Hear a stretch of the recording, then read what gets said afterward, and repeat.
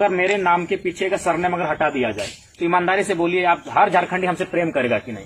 जिस मुद्दों पर हम बात कर रहे हैं, जिस तेवर के साथ हम बात कर रहे हैं, जिस अंदाज में हम डीसीएसपी को चुनौती दे रहे हैं, जिस अंदाज में हम टाटा की बखैया उधेड़ दे रहे हैं, उसमें सिर्फ मेरा महत्व टाइटल हटा के आप बात कीजिए, हर कोई हमसे प्रेम करेगा। लेकिन जैसे ही टाइटल खंगालता है, लोग जातिवादी हो जाते हैं, क्योंकि भारत का 3000 साल की व्यवस्था है जात की, इससे लोग तो छूट नहीं सकते हैं। लेकिन कुल मिलाकर हमारे जो मुद्दे, हमारी लड़ाई है, सब किस झारखंडियत को बचाने की है। क्या यहाँ एक समुदाय के लोग ही रहेंगे? नहीं न रहेंगे, सब एक दूसरे के पूरक है। साफ शब्दों में ये पंजा है, ये पांचों उंगलियां, जिस प्रकार ये पंजा खूबसूरत दिखता है और ये बलवान बनता है जब पांचों उंगलियां सलामत हो, तो सभी उसी प्रकार हमारे सभी लोग जब तक एकजुट नहीं होंगे, जब तक अपने हक अधिकार को समझेंगे नहीं, और अगर आज नहीं समझेंगे और अगर इसी तरह जातिवाद का आरोप लगाएंगे, इसी प्रकार अगर टांग खींचने का आरोप लगाएंगे, तो देख ही सकते हैं 23 वर्षों में झारखंड की पॉलिटिक्स ने क्या दिखाया है।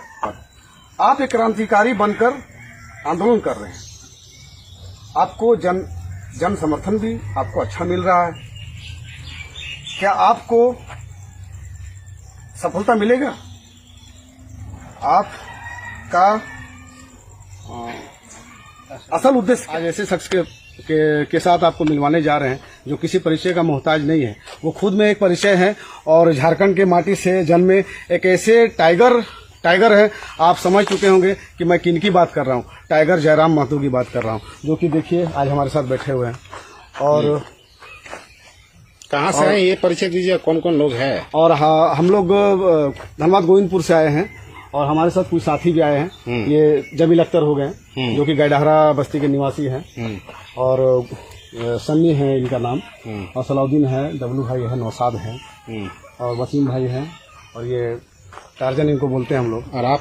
और मैं खुद पेशे से पत्रकार हूँ, मेरा नाम मोहम्मद शाहनवाज अख्तर हुआ, नेशनल ह्यूमन राइट्स जिला मीडिया प्रभारी। और आज दादा से बहुत दिनों से हम लोग सोच रहे थे कि उनसे मिले, कुछ बातें करें, जो कि विपक्ष के द्वारा कुछ सवाल हैं, कुछ जनता के भी मन में सवाल हैं, हम लोग सुनते रहते हैं। तो आज इनसे मिलने का मन बनाया और आज इनसे लाइव कुछ सवाल करने के लिए हम लोग आए हैं।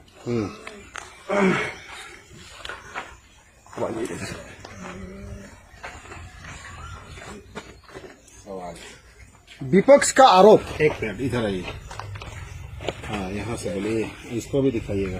हाँ। इसको भी देखिए, कुछ मुस्लिम समाज के लोग गोविंदपुर से आए हैं, सिजरी विधानसभा से, और ये लोग डायरेक्ट टाइगर से कुछ सवाल करेंगे। दादा, तोहर पर विपक्ष के आरोप हो कि आप सिर्फ अपने भाइयों को, कुर्मी महतो भाइयों को साथ लेकर चल रहे हैं, कोई भी जाति इसमें नजर नहीं आ रहा। महाधिवेशन में रिजवान को नहीं बुलाया गया, इसके लिए क्या बोलना चाहिए? देखिए, आपको जानकारी होना चाहिए कि जिस दिन महाधिवेशन था, एक दिन पहले हमारे साथी हैं रिजू भाई के साथ यहीं बैठे थे, तो उनको बोले कि देखिए, चूंकि ये हमारी समिति का विषय होता है, वो अलग समिति में चल रहे हैं, और चूंकि अधिवेशन जिस समिति का था, यदि आपको समिति में आना है तो ये बोलकर आना होगा कि हम लोग अपनी समिति का जितना भी है आपका दामन थाम रहे। तो उनको यही लगभग बोलना 4 घंटा उनसे बात हुई, तो उन्होंने कहा कि थोड़ा हम भविष्य के लिए रख दे, ऐसा बात नहीं है। तो ये मुझे लगता है सोशल मीडिया में लोग दुष्प्रचार कर रहे हैं। अगर आप मेरा फोन देखें तो, अगर जिनके पास होगा मेरा फोन आप दिखाएं जरा, मेरा फोन ऐसा नहीं कि हम प्लानिंग से है, आप देख सकते हैं। रिजू भाई के साथ आज ही जस्ट बात हुआ, हम उनको वही बात बोले कि क्या है अलग रिजवान, हाँ हम लोग का भाई, भले दुनिया क्या बोले वो मैटर नहीं है। देखिए, उनका नंबर 355 में डायल दिखा दीजिए, आरोप लगाना देखिए आज देखिए 355 का कॉल है, उनको वही बात बोले कि क्या है आप आइए, इसी की इकाई बन के हम लोग काम करते हैं। जब हम लोग साथ से स्टार्ट किए हैं तो किसने तो ऐसा बात नहीं। तो रिजू दूसरा सवाल, क्या आपकी पार्टी JBKSS को सभी जनता वोट देगी? अगर देगी तो क्यों देगी? बिल्कुल, हम लोग JBKSS झारखंडी मुद्दे के साथ हम लोग बाहर निकले हैं। चाहे झारखंड की भाषा संस्कृति हो, जल जमीन जंगल हो, या यहाँ के रोजगार हो, उन्हीं के मुद्दों को लेकर आज हम लोग यहाँ तक आए हैं। हमारा उम्मीद भी नहीं थी कि हम लोग 50 लोगों के साथ जो आंदोलन को आगाज किए थे और आज वो इतना हाईलाइटेड होगा। तो हमें मतदान करना इसलिए क्योंकि हम लोग झारखंडियत की बात करें, वो किस कौम का होगा, किस संप्रदाय का होगा, किस जाति का होगा, किस क्षेत्र का होगा, मायने नहीं, वो हमारी तो मुद्दा झारखंड है। यदि आज हम अभी आप जिस क्षेत्र से आए हैं गोविंदपुर, जैसा कि हम लोग को सूचना मिली और प्रेस के माध्यम से कि सबसे ज्यादा अगर वहाँ विवादित होता है तो वहाँ के सीओ और वीडियो होते हैं। कारण आखिर क्यों है? क्योंकि धनबाद में जनसंख्या बढ़ चुकी है बाहर के लोगों की। आज भले लोग बाहर के लोग लगातार कंटिन्यू कहें कि भारत देश में कोई कहीं रह सकता है, वो बहुत गलत तरीके से इस बात को प्रेजेंट करते हैं। हमारे लोग भी तमिलनाडु में रहते हैं, क्या एक बित्ता जमीन वहाँ किसी ने कब्जा किया है? यहाँ लोग धनबाद कब्जा कर चुके हैं, सीएनटी के जमीनों कब्जा कर चुके हैं, यहाँ जनसंख्या विस्फोट हो चुका है धनबाद में। अब वो कहाँ जाएंगे? गोविंदपुर जाएंगे, सुटेबल गोविंदपुर है। तो एक बात बताइए, क्या गोविंदपुर में सिर्फ महतो लोग का जमीन जाएगा? यदि जो बिल्डर लोग कब्जा करेंगे गैर मजरूआ गैराबाद जमीन को अगर वो अधिग्रहण करेंगे सीओ के 60 घाट से, तो क्या एक समाज का जमीन जाएगा? मुझे तो नहीं लगता है, सभी लोगों का जाएगा। तो हम लोग तो वहां लड़ने आ रहे हैं। आज हर्ल खड़ा हुआ है, 8500 करोड़ से हर्ल का उत्पादन होगा, तो क्या उस हर्ल में केवल हमारे समाज के लोगों का जमीन गया है? अरे 2 ही बिकता गया है, 4 ही बिकता गया, और लोगों का भी गया है। मानते हैं हमारे लोगों की संख्या ज्यादा उस जमीन में। तो इसलिए जो लोग हैं, चूंकि आपको मैं विशेष बात बताता हूँ, क्योंकि आज ठीक है जो भी है, अगर मेरे नाम के पीछे का सरनेम अगर हटा दिया जाए तो ईमानदारी से बोलिए, आप हर झारखंडी हमसे प्रेम करेगा कि नहीं? जिस मुद्दों पर हम बात कर रहे हैं, जिस तेवर के साथ हम बात कर रहे हैं, जिस अंदाज में हम डीसीएसपी को चुनौती दे रहे हैं, जिस अंदाज में हम टाटा की बखैया उधेड़ दे रहे हैं, उसमें सिर्फ मेरा महतो टाइटल हटा के आप बात कीजिए, हर कोई हमसे प्रेम करेगा। लेकिन जैसे टाइटल खंगालता है, लोग जातिवादी हो जाते हैं, क्योंकि भारत का 3000 साल की व्यवस्था है जात की, इससे लोग तो छूट नहीं सकते हैं। लेकिन कुल मिलाकर हमारे जो मुद्दे, हमारी लड़ाई है, सब किस झारखंडियत को बचाने की है। क्या यहाँ एक समुदाय के लोग ही रहेंगे? नहीं न रहेंगे, सब एक दूसरे के पूरक है। साफ शब्दों में ये पंजा है, ये 5 उंगलियां, जिस प्रकार ये पंजा खूबसूरत दिखता है और ये बलवान बनता है जब 5 उंगलियां सलामत हो। तो सभी उसी प्रकार हमारे सभी लोग जब तक एकजुट नहीं होंगे, जब तक अपने हक अधिकार को समझेंगे नहीं, और अगर आज नहीं समझेंगे और अगर इसी तरह जातिवाद का आरोप लगाएंगे, इसी प्रकार अगर टांग खींचने का आरोप लगाएंगे, तो देख ही सकते हैं 23 वर्षों में झारखंड की पॉलिटिक्स में क्या दिखाया है। आज हमारा जो अभी आप गैराबाद जमीन की बात कर रहे हैं, गैराबाद कैसे सरकारी हो सकता है? वो आपके बाप दादा ने कोड़ के रखा है। गैराबाद और गैरमजरूआ का मतलब क्या है? कि जिस जमीन पर हम हल चला नहीं पाए, क्योंकि उस समय जनसंख्या हमारी कम थी, तो उन्होंने जब हल नहीं चला पाए, वो खाली छूट गया, वही ना जीएम लैंड बनाए भविष्य के लिए। तो वो जमीन सरकारी जमीन जैसा कुछ नहीं होता है। सरकार 1947 में बनी है, उससे पहले से जमीन हमारी है। तो इसलिए इन चीजों को आज झारखंड के लोगों को समझना होगा। और गोविंदपुर तो हमको स्पष्ट लगता है, ये लोग गोविंदपुर के बाद अब धीरे धीरे बरवड्डा तो चाची होते हुए जीटी रोड में कब्जा करेंगे।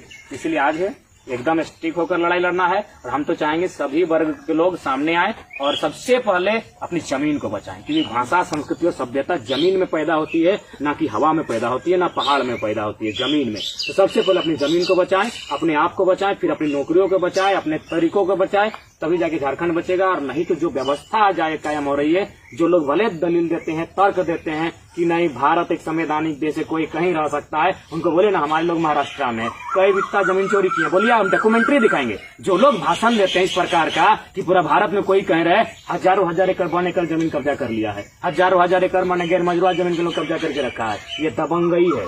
दबंगई नहीं, अंग्रेजों से भी बुरा शासन बाहर के लोग यहाँ के कर रहे हैं। इसीलिए मेरा मानना है कि लोग इसलिए हमें मतदान करें, क्योंकि हम हर मुद्दे से हम लोग जो भी सामने वाला हम लोग टकराने के लिए तैयार है। नहीं तो आज के डेट में बोलिए ना, आज हम लोग कोयला पर लेकर चाहे जो सामने खड़ा हो, यूपी या बलिया का मेंशन हम लोग खुल के बोले कि नहीं बोले। आज इतनी राजनीति, हमारे लोग विधायक चुन के गए, किसी के जुबान से अगर एक शब्द आया हो तो बताइए। इतने बड़े बड़े टाइगर और बड़े बड़े धुरंधर विधायक इसी कोयलांचल ने पैदा किए। बताइए कब उन्होंने कोयला के विषय पर खुलकर लताड़ा हो, नाम लेकर बोला, हम लोग नाम लेकर चिन्हित करके बोले। और आपको जानकारी बता दें, हमारे कुछ साथियों को यूपी से टेलीफोन आया है कि आप लोग गलत आग में हाथ डाल रहे हैं। तो हम बोले जब डाल दिए हैं तो डाल दिए हैं। कोयला पर तो ढूंढो मत, तो पूरा गरजता है। तीसरा सवाल, तो देखिए मुझे लगता है कि उनको बोलिए पहले सदन में भी आवाज सदन में रखते हैं, ठीक है, लेकिन पहले उनको स्वयं आकलन करना चाहिए कि उस कारोबार में आपका योगदान है कि नहीं। ये बताने की चीज नहीं है, उनको स्वयं आकलन करना चाहिए। तीसरा सवाल, पहाड़, जल, जमीन, जंगल खत्म होता जा रहा है, कहीं न कहीं एक नेता भी जिम्मेवार है। इसीलिए जनता का विश्वास नेता के प्रति उठता जा रहा है। आप नेता हैं या झारखंड का बेटा है, क्या अपने माटी की रक्षा कर पाएंगे? देखिए, ये तो महाधिवेशन 44 डिग्री के टेम्परेचर ने बता दिया कि हम लोग नेता नहीं, क्योंकि आज के डेट में नेताओं को सुनने के लिए लोग नहीं जाते हैं। देश के प्रधानमंत्री भी आए थे, तो मेरी देखिए बगल में चाची है, सैया का काम करती है, इनको बोला अगर नहीं जाइएगा तो आपका कुछ दिन का पेमेंट काट लेंगे। एकदम सही बात। अगर नेता की बात होती तो हमारी चाची बगल में एगो नहीं, हमारी भाभी भी है, वो शायद आंगनबाड़ी में। इस प्रकार हमारे गाँव से लगभग 10 महिलाएं गई थी, 10 को बोला गया था कि अगर आप नहीं जाएंगे तो आपका पेमेंट काट लिया जाएगा। तो नेता की सभा में इस प्रकार भीड़ होती है, लेकिन 44 डिग्री के टेम्परेचर में जो हमें प्यार मिला उससे स्पष्ट है हम लोग झारखंड का बेटा है और जल जमीन जंगल बचाने की लड़ाई को मजबूती मिला है। तो निश्चय ही जितना हम लोग का प्रयास रहेगा, अंतिम सांस तक रहेगा, हम लोग आखिर करेंगे क्या? अगर बचाएंगे नहीं तो हम लोग कहाँ जाएंगे? क्या इसके सिवा हम लोग कहीं जा पाएंगे? वे बड़े बड़े बिल्डर जो यूपी बिहार के दबंग आए, वो अपना गाँव भी है, उनका सुंदर गाँव है, उस गाँव में जाके रह लेंगे, लेकिन हमारे लोग कहाँ रहेंगे? अभी राज्य को छोड़ दीजिए, केंद्र से हम लोग देखते आ रहे हैं कि टोन मारामारी जो होता है नेता लोग में, हमने देखा पूर्णिमा सिंह ने आप लोगों को टोन मारा, बेबी महतो और कोई एक महतो लेडी थी, उन्होंने पूर्णिमा सिंह को अच्छा टोन मारा। तो ये सब से क्या अच्छा होगा या बुरा होगा? देखिए हम लोग क्या देखिए, इसमें आपको सबसे पहला बात, चाहे सब चीज पूर्णिमा जी रहे या फिर राज सिन्हा जी रहे या पीएन सिंह जी रहे, एज ए ह्यूमन बीइंग उनका सम्मान है, वो भी इंसान है। उनकी इंसान जो मानवीय छवि है उस पर हमारा कोई न प्रश्न है ना रहेगा, लेकिन उनके जो राजनीतिक छवि है, जो राजनीतिक दायित्व है, उस पर हमारा सवाल क्यों नहीं रहे? आपको हमने इस क्षेत्र का प्रतिनिधित्व करने के लिए दिल्ली भेजा, राज्य की विधानसभा में भेजा, तो वहां आपने कभी इस विषय में बात रखा? आप जिस क्षेत्र का प्रतिनिधित्व करते हैं वहां के लोगों के विषय में कभी बात रखा? वहां के लोगों के रोजी रोजगार के विषय में बात रखा?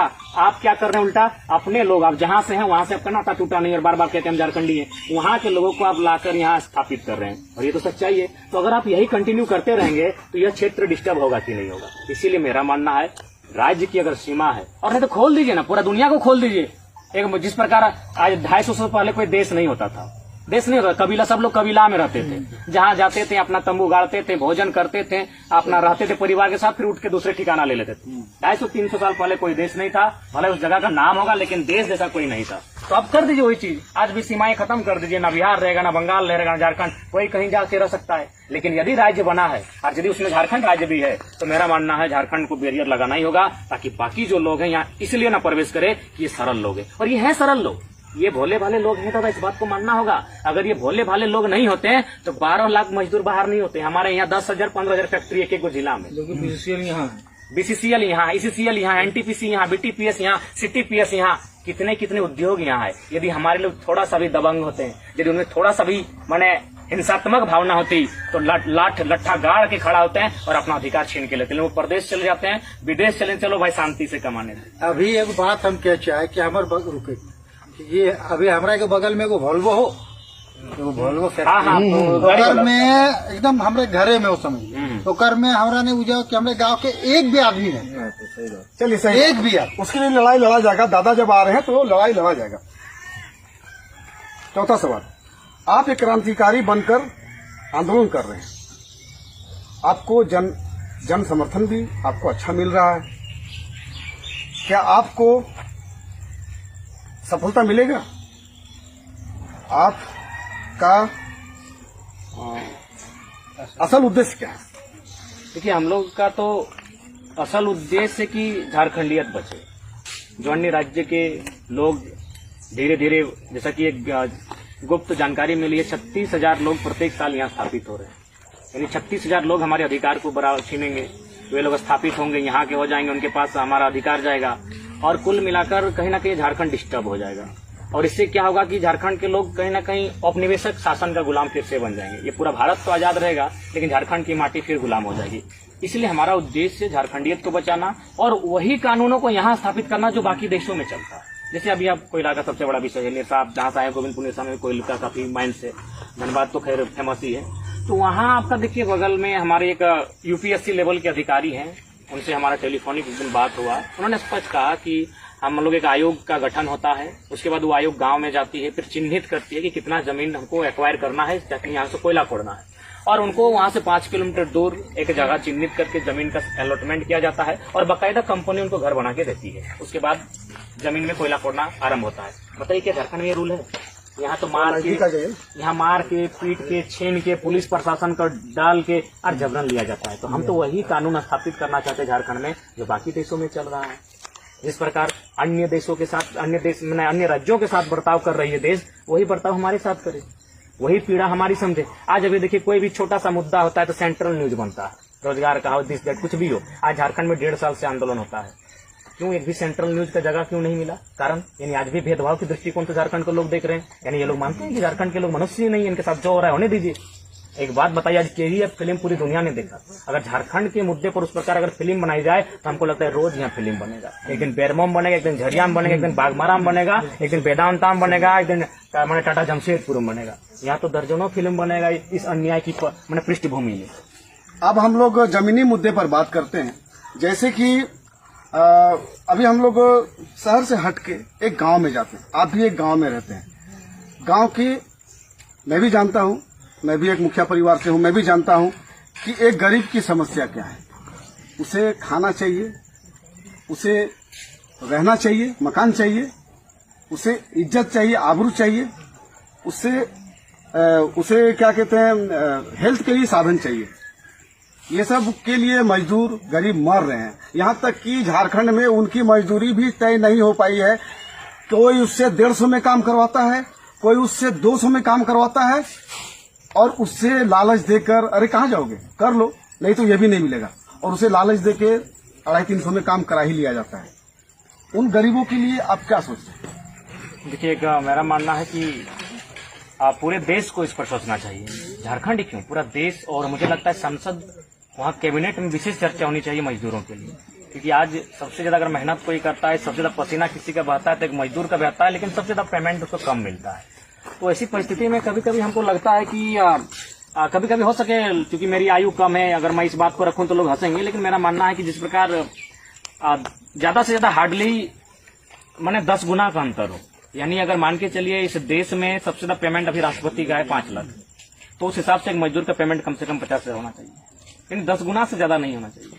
जिस प्रकार भारत देश की स्थिति है, मेरा अपना व्यक्तिगत विचार है, और इसकी चर्चा जो लोग सत्ता में है उन्हें सोचना चाहिए। मान के चलिए अगर आप नौकरियों की बात करते जो सब फर्स्ट ग्रेड आता है, अगर डीसी की तनख्वाह 1 लाख है तो मजदूर की तनख्वाह उस कंडीशन में 10,000 होनी चाहिए, 10 गुना से ज्यादा नहीं होनी चाहिए। तो ऐसी परिस्थिति में एक न्यूनतम मजदूरी का दर निर्धारण होना चाहिए, जो अधिकतम मजदूरी के दर से उसके अंतर 10 गुना ही हो। अगर आप 1000 गुना अंतर रख देंगे, भगत सिंह ने अपनी जेल डायरी में कथन लिखा था, जो रूसो का कथन था, भगत सिंह का नहीं था, लेकिन उन्होंने अपनी जेल डायरी में कोट किया था कि कोई इंसान इतना धनी ना हो कि एक दूसरे इंसान को खरीद सके, कि कोई इंसान इतना अमीर ना हो कि दूसरे इंसान को खरीद सके, और कोई इंसान इतना गरीब ना हो खुद को बेचना पड़े।